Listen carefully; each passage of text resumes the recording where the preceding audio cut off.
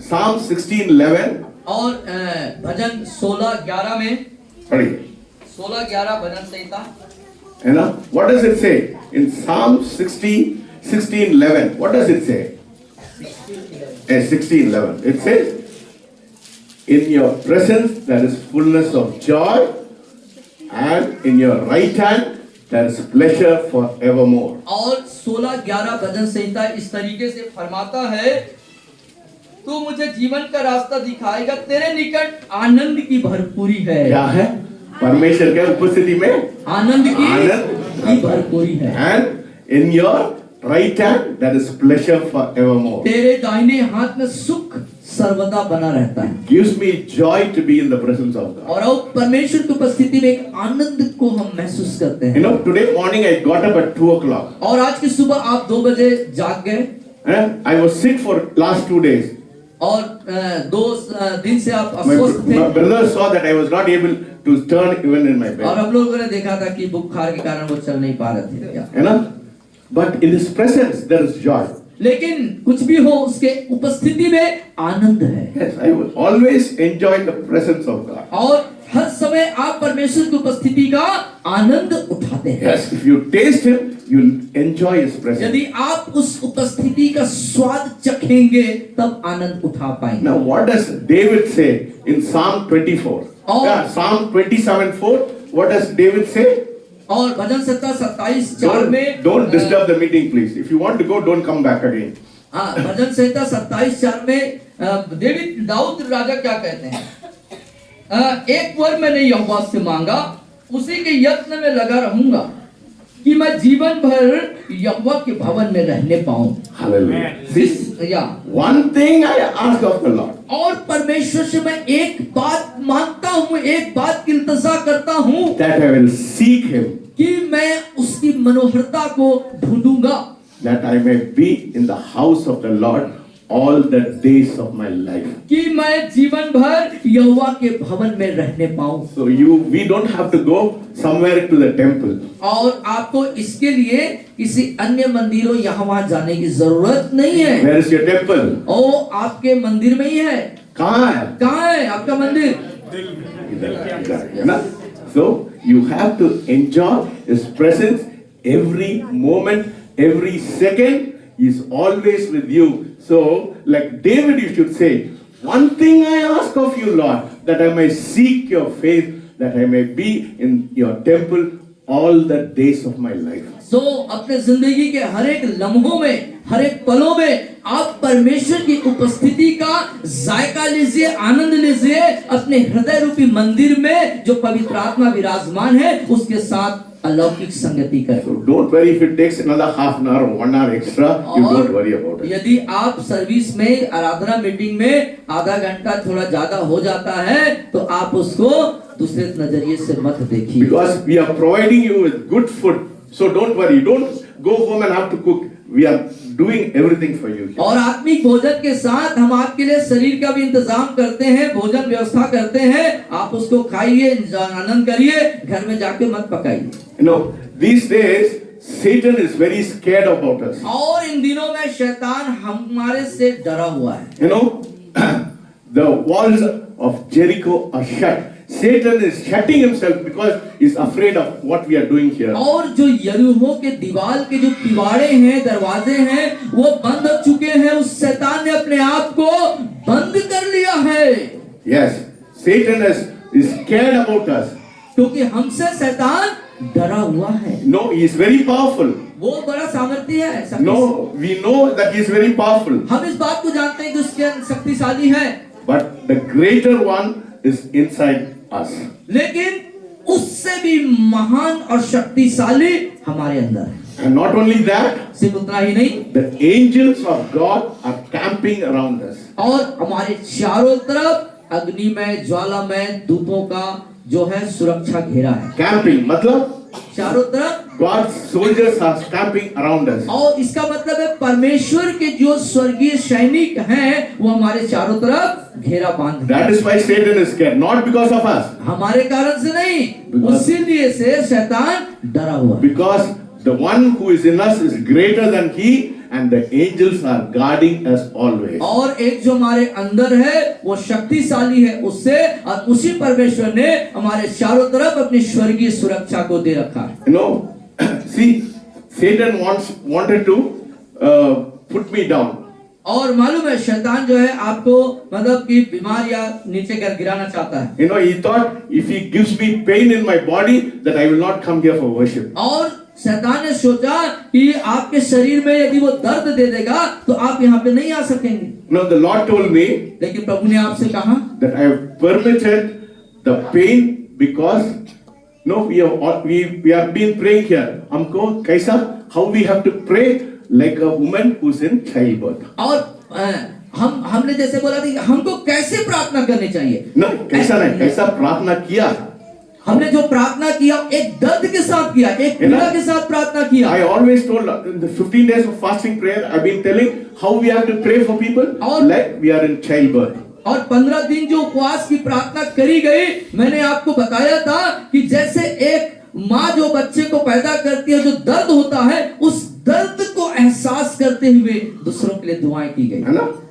So this time I had severe pain on my stomach muscles. I was not able to turn. My brothers asked me, "Sir, are you okay? Are you okay?" I said, "I am not okay." और इन दिनों में 2-3 दिन के दरमियान आपके पेट में और इन मांसपेशियों में बहुत ही भयंकर दर्द के दौर से आप गुजरे। I was not able to turn this side. I was not able और to turn आप that जो side. है इस तरफ उस तरफ पलट भी नहीं सकते थे। Yes, I had terrible pain. और बहुत भयंकर दर्द था। The Lord told me I permitted this pain because I want you to know how people have pain in their life. और परमेश्वर ने आपसे बातचीत किया और कहा इस दर्द को मैंने आपके शरीर में आने के लिए अनुमति दिया है, जिससे आप महसूस कर सके कि लोगों के जिंदगी में किस तरह के दर्द से वो गुजर रहे हैं। No, my wife told me, she said, when God told me this, my wife also said, you have been praying that you should have pain like the childbirth pain, so God is giving you that. और madam ने आपसे कहा कि इन दिनों में जो आपने दुआएं करी हैं, परमेश्वर ने आपको ये दर्द इसलिए दिया है ताकि आप उनके दर्द को महसूस कर सकें। नहीं, ऐसा आपने प्रार्थना किया इसलिए परमेश्वर आपको ऐसा दर्द दिया है कि आपने ऐसा प्रार्थना किया है इसलिए दर्द जो है परमेश्वर ने आपको दिया है। Exact till 9:45 I had terrible pain. 9:45 yesterday. 9:45 से आपके पास भयंकर दर्द के दौर से आप गुजर रहे थे। No, my wife thought I will not be able to come here and preach.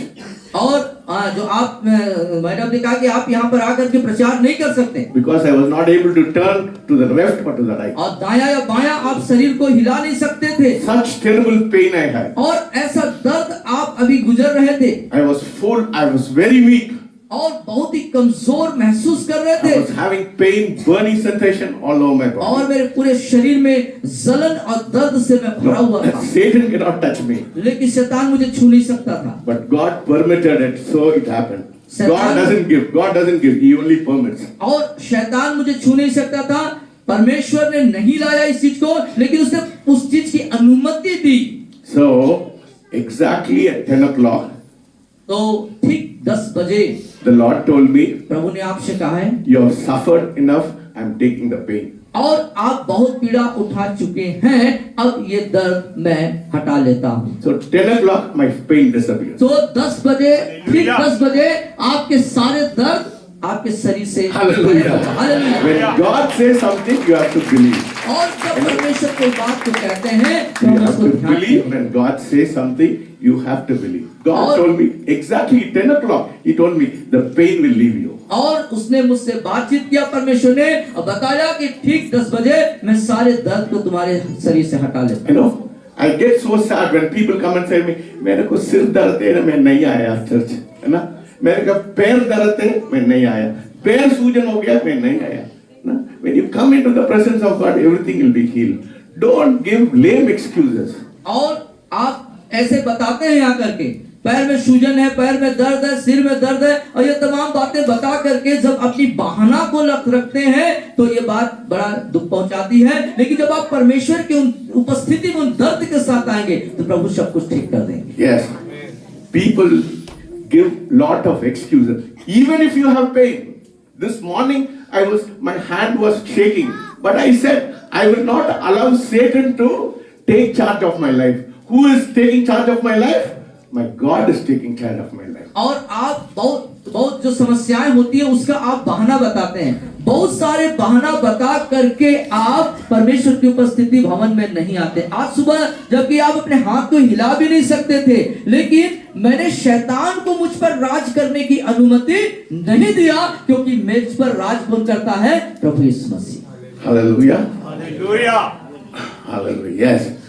Today I had weakness, but I said I will not take that symptom which Satan is trying to put in my heart.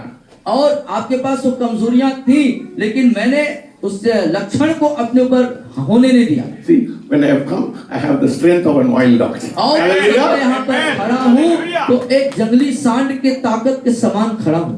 Hallelujah. Hallelujah. You know who is with us? हमारे साथ कौन है? Balram ji.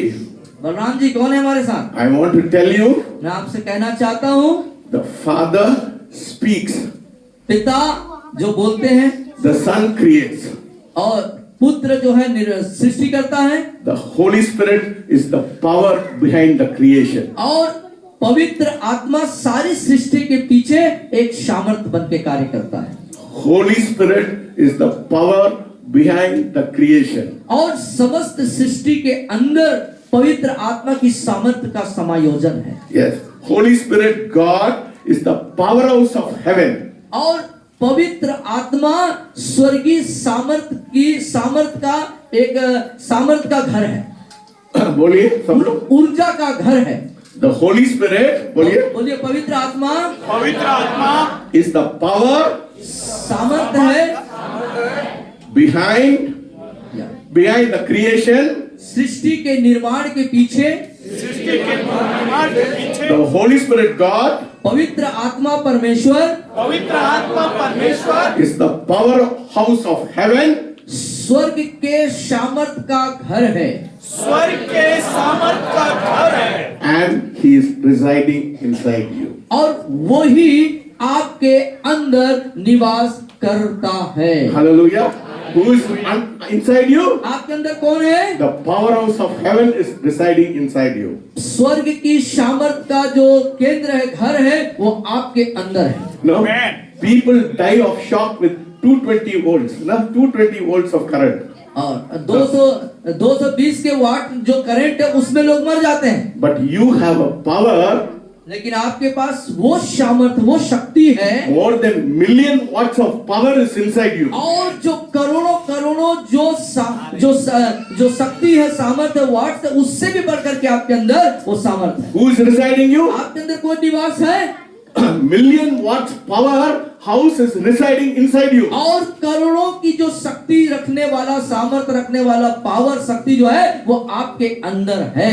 And if you yield, उपज करेंगे, if you yield and surrender, या यदि आप अपने आप को पूर्ण रूप से समर्पित करेंगे और अपने आप को लीन कर देंगे, yes, if you only yield and surrender, यदि आप उस परमेश्वर के सम्मुख पूरे तौर से अपने आप को नतमस्तक कर देंगे, it will blow away all your sickness. और वो आपके सभी बीमारियों पर बहेगा। Hallelujah. Hallelujah. समझ रहे हो? आप समझ रहे हैं? आपके अंदर क्या है? आपके अंदर क्या है उसको समझने की कोशिश करें। Million watt power inside you. और करोड़ों सामर्थ शक्ति जो है आपके अंदर है, It will blow out every sickness from your body. आपके जीवन के सारे बीमारियों को वो बहा के निकाल देगा। Hallelujah. Hallelujah. Because God does not give you sickness, Satan gives you sickness. क्योंकि परमेश्वर बीमारी नहीं देता, शैतान लेके आता है। Hallelujah. हालेलुया। Yes.